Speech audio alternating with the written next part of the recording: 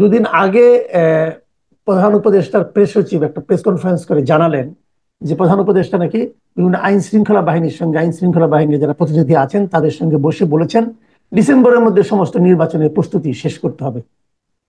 প্রস্তুতির কথা বলেন, কিন্তু নির্বাচনটা কবে হবে সে সংক্রান্ত কোনো কথা কিন্তু ওখানে আমরা পেলাম না। এখন যদি নির্বাচন কবে হবে, আপনি কি ওনার এই বক্তব্য থেকে কোনো ধারণা পেয়েছেন যে নির্বাচন আসলে তাহলে কবে হতে যাচ্ছে? আমার ধারণা ওনারা তো সে রেফারেন্স দিয়েছেন, সেখানে বলা হয়েছে যে লন্ডন বৈঠকে যে আমরা কমিটমেন্ট যে এখানে ছিল যে ফেব্রুয়ারির প্রথমার্ধে রমজানের আগে যে নির্বাচন যাতে আমরা করে ফেলতে পারি, তো সেই লক্ষ্যে উনার এই ইনস্ট্রাকশনটা ছিল। এটা এই জন্যই যে লন্ডন বৈঠকের পর বিএনপি নেতাদের মধ্যে একটা হতাশাজনক আহ, সুর ছিল বা একটা জি। অনিশ্চয়তার সুর ছিল। যেহেতু নির্বাচন ফেব্রুয়ারিতে করবে বলছে, কিন্তু তার আগে যে প্রস্তুতিগুলো, তার আগে যে একটার পর একটা কাজ করা, যেমন আমরা বোধহয় গত সপ্তাহে বলছিলাম যে প্রশিক্ষণ দেওয়া, তারপরে আপনার ভোটার তালিকা ঠিক করা, নির্বাচনী এলাকা নির্ধারণ করা, এই সবগুলো বিষয় নিয়ে যেহেতু এখনো কিছুই হচ্ছে না ইলেকশন কমিশনের সেদিক থেকে, সবচেয়ে বড় কথা হচ্ছে ইলেকশন কমিশনার প্রধান উপদেষ্টার সাথে দেখা করেছেন, সেই প্রেক্ষিতেও কোনো বড় ধরনের ঘোষণা আসে নাই। তাতে করে বিএনপি যে সন্দেহ ছিল সেই সন্দেহ দূর করার জন্যই এই বৈঠকটা ছিল বলে আমি মনে করি। এবং সেখান থেকে তাদেরকে নির্দেশনা দেওয়া হয়েছে ফেব্রুয়ারির মধ্যে যাতে প্রস্তুতি, আইন শৃঙ্খলা বাহিনী যে প্রস্তুতি সেটা যাতে করে ফেলে। কিন্তু সেটা তো আইন শৃঙ্খলা বাহিনীকে করলে হবে না। এখন এখানে আরো নিয়োগ দেওয়ার কথা হয়েছে, প্রায় 1700 লোক নিয়োগ। 17,000। তারপর হ্যাঁ, 17,000। 17,000, সরি, 17,000 লোক নিয়োগ। তারপরে আবার কিছু নতুন নির্দেশনাও এসেছিল যে এটা অবশ্য ওনারা চাপায় দিতে চাচ্ছেন না, বলছে 18 থেকে 32 দের জন্য আলাদা করে কোনো বুথ করা যায় কিনা, এই ধরনের কিছু ডিরেক্টিভ ওনার কাছ থেকে এসছে। এবং আর এই নির্বাচন কমিশন যেটা আরেকটা বলছে যে ইভিএম এ কোনো ভোট হবে না। তো সবকিছু মিলিয়ে আমার মনে হয় যে খুব হতাশজনক নয়, একটু আগানোর প্রস্তুতি আছে। কিন্তু যেটা নিয়ে আমরা বরাবরই শঙ্কা প্রকাশ করি সেটা হচ্ছে এই আইন শৃঙ্খলা বাহিনী কতটা প্রস্তুত, আসলে নিজেরা কতটা প্রস্তুত নির্বাচন করার জন্য। দ্বিতীয়তটা হচ্ছে যে সেনাবাহিনী একটা ডেডলাইন দিয়েছে যে তারা ডিসেম্বরের পরে থাকবে না। সেটা কি অবস্থা, সেটা কি এনশিওর করা যাবে যে না সরকার চাইলে তারা আরো থাকবে?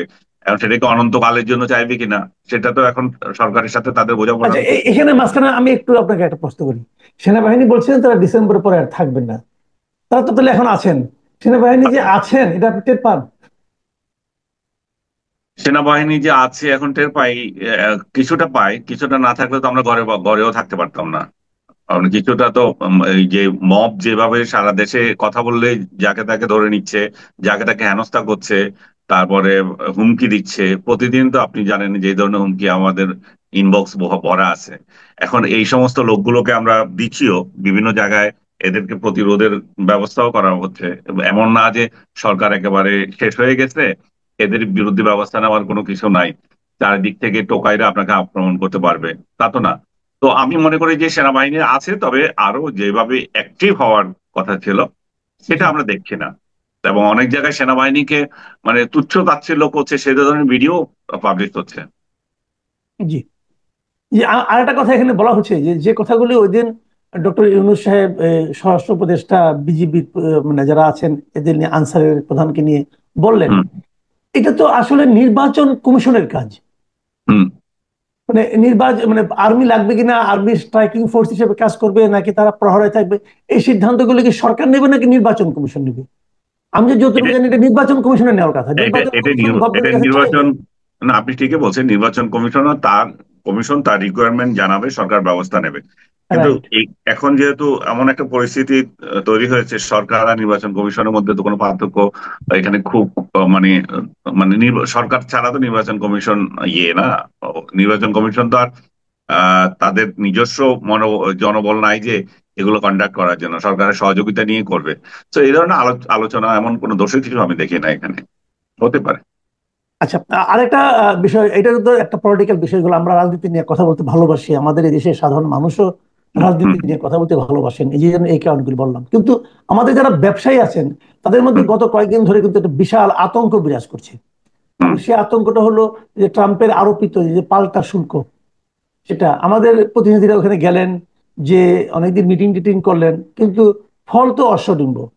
এবং আমি যদি গার্মেন্টের কথা বলি, পোশাক শিল্পে তো আমাদের প্রধান প্রতিদ্বন্দ্বী হলো ভিয়েতনাম। তো হুম। ভিয়েতনাম কি পেলো, আমরা কি পেলাম? এবং এই অসম প্রতিযোগিতার মুখে যে আমরা পড়ে গেলাম, এখান থেকে কি আমাদের সামনের দিনগুলি ব্যবসা বাণিজ্যের, এবং এখান থেকে তো পোশাক শিল্প থেকে তো আমরা আমেরিকা থেকেই প্রায় বোধ করি $8 বিলিয়ন আমরা ওখানে রপ্তানি করি। তো এটার কি অবস্থা দাঁড়াবে? এবং আপনার নিশ্চয়ই ব্যবসায়িক বন্ধু বান্ধব যারা আছেন তারা কি বলছেন আপনাকে? তারা এক ধরনের হতাশা তো আছে আমাদের। এর আগে আমি বলে দিয়ে যে আমাদের বাণিজ্য উপদেষ্টার সঙ্গে মার্কিন ট্রেড বডি যারা দেখেন তাদের 2 দিনের একটা আলোচনা ছিল। সেটা বৃহস্পতিবার ছিল লাস্ট ডেট, তার মানে এই ডেট এখন পার হয়ে গেছে। এর মধ্যে তাদের মিটিং হয়েছে। সেই মিটিং এর ফলাফল আমি যেটা দেখলাম আজকে সকালে, সেখানে আমাদের আশাবাদী হওয়ার মতো কিছু নাই। মানে যে প্রেস রিলিজে যেভাবে লেখে আর কি, ওই যে দুই পক্ষের আলোচনা হয়েছে, গঠনমূলক হয়েছে, হেন তেন এগুলা, কিন্তু কোনো হুম, এখানে কোনো ইয়ে নাই, রেজাল্ট আসে নাই। তো তাতে করে আমাদের জন্য আহ এখনো আলোচনাটা সামনে কোথায় যায় দাঁড়ায় আমি তো জানি না। আলোচনার ফলে আমাদের একটা সুযোগ আছে বলে সরকারি তরফ থেকে বলা হয়েছিল, কিন্তু এই আলোচনা যখন শেষ হয়ে গেছে উইদাউট ডিরেকশন, শুধুমাত্র বলা হয়েছে যে বাংলাদেশ ব্যবস্থা নেবে যাতে করে মার্কিন পণ্য বাংলাদেশে আসার যে ইয়েটা, সেটা যাতে আরো বাড়ে। এটুকুই আমি বাংলাদেশের তরফ থেকে দেওয়া হলো। আর বাংলাদেশকেও বিবেচনা নেওয়ার জন্য তাদের তরফ থেকেও আহ্বান ছিল সেখানে। এইটাতে আমি বড় ধরনের কোনো রেজাল্ট, যদি রেজাল্ট বলেন তাহলে আমি বলবো যে রেজাল্ট কিছুই না, এখন হুম, হয়নি, শুধু বৈঠক হয়েছে। এটাই সরকার হয়তো সাফল্য দেখাতে পারবে। আমরা তো একেবারে বসে নেই, আমরা তো অ্যাক্টিভ ছিলাম। আমাদের বাণিজ্য উপদেষ্টা স্বয়ং ওইখানে গিয়েছে, ওয়াশিংটনে গিয়েছে বা আমেরিকাতে গিয়েছে, এবং আমাদের মহা কারিগর একেবারে, মানে এটা কি বলবো, মানে সব কাজের কাজই, এই যে কি উপদেষ্টা বানিয়েছে এটা তো ভুলে যায় আমার এটা নাম, তো নিরাপত্তা উপদেষ্টা। নিরাপত্তা উপদেষ্টা, সে সে ছিল অনলাইনে। তারপর আমাদের আইটি বিশেষজ্ঞ, আরো হাবিজাবি যারা ছিল তারা ছিল। বাণিজ্য মন্ত্রণালয়ের 2জন কর্মকর্তা ছিলেন, সচিব ছিলেন। তো তাতে করে এটা দেখাতে পারবে যে আমরা অনেক কিছু করেছি। তা খলিলের প্রসঙ্গ আবার আসে যে যেই লোক বাংলাদেশে কোনোদিন একটা একটা দেশের অ্যাম্বাসেডারই ছিল না, সেই লোক পররাষ্ট্র মন্ত্রণালয়ে কাজ করেছে, জিন্দিগিতে একটা অ্যাম্বাসেডারও ছিল না। এই লোক এখানে এসে পররাষ্ট্র মন্ত্রণালয়, বাণিজ্য মন্ত্রণালয়, তারপরে সমরাস্ত্র মন্ত্রণালয় সব বিশেষজ্ঞ হয়ে গেছে। তো এখানে রেজাল্ট আর কি হবে বলেন? হুম। এটা এর আসলে আগে আমাদের জন্য এর খুবই আগে গিয়ে ফ্রাস্ট্রেটিং। আমাকে বৈঠক করেছিল, কিন্তু এই 3 মাসের মধ্যেও আবার বৈঠক করেছিল, এর অশ্বডম্ব মধ্যে নিয়ে আসছে। এর মধ্যে তারা বোধহয়, আমি যতটুকু জানি, প্রায় 20টার মতো বৈঠক তারা করেছে। কাদের সঙ্গে করেছে, খুব সিগনিফিকেন্ট কারোর সঙ্গে করেছে কিনা এটাও তো আমরা জানি না আসলে। না, নেতৃত্বের এই যুগে আজকে এবং গতকাল যে বৈঠকটা হয়েছিল এটা এটাই সিগনিফিকেন্ট, ভালো, এটা এটা তাদের বড় সিগনিফিকেন্ট। ধরনের কর্মকর্তার সাথে বৈঠক হয়েছে। কিন্তু আগে খলিল কার সাথে বৈঠক করেছে সেটাও প্রেস রিলিজ এসেছে, গুরুত্বপূর্ণ কিছু না, কিন্তু সে কিন্তু তখন ওখানে গিয়েছিলেন। আরেকটা কথা বলা হচ্ছে ব্যবসায়ীদের পক্ষ থেকে, যে এখানে ব্যবসায়ী কোনো প্রতিনিধি রাখা নাকি উচিত ছিল, এবং ব্যবসায়ীরা এমনও বলেছেন যে আমাদের রাখলে আমরা তো আমাদের খরচেই যেতাম, কিন্তু আমরা যে কথাগুলি ব্যবসায়ী হিসেবে বলতে পারতাম, আমরা তো সরাসরি পার্টি, আমরা যেরকম বলতে পারতাম, এই সরকারি কর্মকর্তাদের মধ্যে সে ধরনের অ্যাটিটিউড, সে ধরনের আন্তরিকতা আছে কিনা এটা নিয়ে তারাই সন্দেহ করেছে। এটা এটা কি ভ্যালিড মনে হয়? পয়েন্ট। এটা হুম, একটা ভ্যালিড পয়েন্ট। আমি জানি না বশির সাহেব নিজে গার্মেন্টস ব্যবসা করেন কিনা, ওনার যদি অভিজ্ঞতা থাকে তাহলে উনিও এটা শেয়ার করতে পারতেন। আর যদি না থাকে, আমাদের প্রধান ট্রেড তো গার্মেন্টস না, ওইটাই নিয়েই তো কথা হচ্ছে। ওদের সাথে তো অন্য কিছু আমরা পাঠাবো সেটাতে শুল্ক আরোপ করছে সেটা তো না। আমাদের মেন জিনিস যেটা, তাহলে সেই খাতের লোক নিয়ে যাওয়া উচিত ছিল। আমি জানি না নিয়ে গেছেন কিনা বা ওনার নেয়নি সঙ্গে নেয়নি। পরামর্শ নিয়েছেন কিনা। যদি না নিয়ে থাকেন তাহলে এখানেও তো ভুল, এটা তো উচিত ছিল। আপনি খেয়াল করেছেন যে গতকালকে আমরা দেখলাম যে আমাদের সাবেক যিনি আইজিপি ছিলেন, মানে হাসিনার আমলের সর্বশেষ আইজিপি হুম। মামুন সাহেব, উনি রাজসাক্ষী হচ্ছেন এবং উনি বলছেন যে ওনারা ভুল করেছেন, ওই সময় ভুল হয়েছে। তো এই ধরনের বড় ঘটনায় রাজসাক্ষী হওয়ার উদাহরণ এর আগে অবশ্য আমরা সরাসরি এভাবে প্রকাশ্যে দেখিনি। হয়তো আনঅফিসিয়ালি অনেকে হয়েছেন, বাট অফিসিয়ালি এরকম হয়েছে কিনা আমার স্মরণে পড়ে না। তো এইটা আপনি মোটামুটি একটা কি ইঙ্গিত মনে করছেন এই মামলার ক্ষেত্রে, এই মামলার বিচারের ক্ষেত্রে ইতিবাচক কিছু কিনা, অথবা মামুন সাহেবের মানে কি চলছিল, তার এই রাজসাক্ষী হওয়ার বিষয়টাকে আপনি কিভাবে দেখেন? এটা আমার কাছে দুই ধরনের। একটা হচ্ছে সরকার যে খুব তাড়াতাড়ি একটা রায় চায়, সেটা বাস্তবায়নের জন্য খুব সুবিধা হবে এখানে। হুম, হুম। কারণ ইনভলভ যে আছে একটা লোক, সে নিজেই সাক্ষী দিচ্ছে আমাদেরকে এই নির্দেশ দিয়েছিল, ওই নির্দেশ দিয়েছিল, আমরা এটা করেছি, তো দোষগুলো ওইভাবে যায়। আর রাজসাক্ষী হলে নিজের পিঠ বাঁচানোর সুযোগ থাকে, সেদিক থেকে সে সেফ জোনে থাকবে। আর আরেকটা জিনিস হচ্ছে যে হয়তো উনি বাধ্যই হচ্ছেন যে এই মুহূর্তে আর কি করার আছে। আমার তো এখানে আহ, এটা এটা না হলে আমি নিজেও ফেঁসে যাচ্ছি, এবং আমার নিজের আহ, করার কিছু নাই আর। কিন- কিন্তু বৃহত্তর আঙ্গিকে যদি আপনি চিন্তা করেন, ইটস এ গুড। একটা লোক এখানে ইনভলভ ছিল, সে আসলো এবং তথ্যগুলো আসবে, তাহলে সত্য রাইট। মিথ্যা মানুষ যাচাইয়ের সুযোগ পাবে। তাহলে সেই লোকটা কি ঘটেছিল, শেখ হাসিনা আসলে কি নির্দেশ দিয়েছিলেন, নাকি তারা নিজেরা উৎসাহী হয়ে এগুলো করেছেন, এগুলো মানুষ পর্যালোচনা করার সুযোগ পাবে, যদি বিচারটা বিচারিক হাতে হয় আর কি। আমরা তো বিচারের উপর আস্থা রাখতে পারছি না, কারণ আদালতে যা চলতেছে, যেভাবে এগুলো কি বলে, ওদের ভাষায় আমরা বলতে চাই না। তো সেই সেই যেগুলো আহ, যে স্টাইলে বিচার চলতেছে, তো সেই স্টাইলে আমি বারবার বলি যে এটা তো আন্তর্জাতিক তো দূরের কথা, মানে অভ্যন্তরীণ ভাবে এটা স্বীকৃত হবে না, এগুলো এই রায় সব বাতিল হয়ে যাবে এক সময় এসে। এবং যে পদ্ধতিতে আদালত আগাচ্ছে, আদালতের নিরপেক্ষতা নিয়ে যে প্রশ্ন, তো এখন সত্যিকার অর্থে যদি তারা বিচার চায়, মানে আদালত ঠিক মধ্যে বসায়, তাহলে এখানে যদি, এবং মামুন সাহেব যদি সত্য তথ্য বলতে চান বা বলেন, তাহলে মানুষ একটা ধারণা পাবে যে এই অগস্টে এই ঘটনাগুলোতে সরকারেরই শুধু ভূমিকা ছিল, না সরকার যে বারবার অভিযোগ করছে আমরা নয়, আন্দোলনকারীদের ভিতর থেকেও একটা শক্তি এই হত্যাকাণ্ডের জন্য জড়িত। তাতে করে এই যে এক ধরনের মেসাকার হয়েছে, বহু তরুণের প্রাণ গেছে, বা হত্যাকাণ্ডের ঘটনা ঘটেছে, আহত হওয়ার ঘটনা ঘটেছে, যেটা শেখ হাসিনা সরকার বারবার বলছে যে আমেরিকার হাত আছে বা অন্য বহিঃশক্তির হাত আছে, বা আওয়ামী লীগ এখনো যেটা দাবি করে। তো এটা একটা খোলাসা হওয়ার একটা সুযোগ আছে।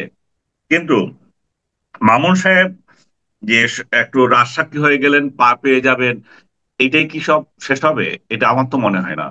কারণ এই বাহিনীকে আসলে আহ, যথাযথ যদি ভূমিকা পালন না করে, সেটার জন্য কি শুধু প্রধানমন্ত্রী দায়ী থাকবেন? না, তাদেরও দায়িত্ব আছে যারা এখানে বড় কর্মকর্তা ছিলেন। কারণ শেখ হাসিনা এসে তো গুলি চালাবেন না, শেখ হাসিনা এসে তো আপনার এই আন্দোলনকারীদেরকে দমন করবেন না।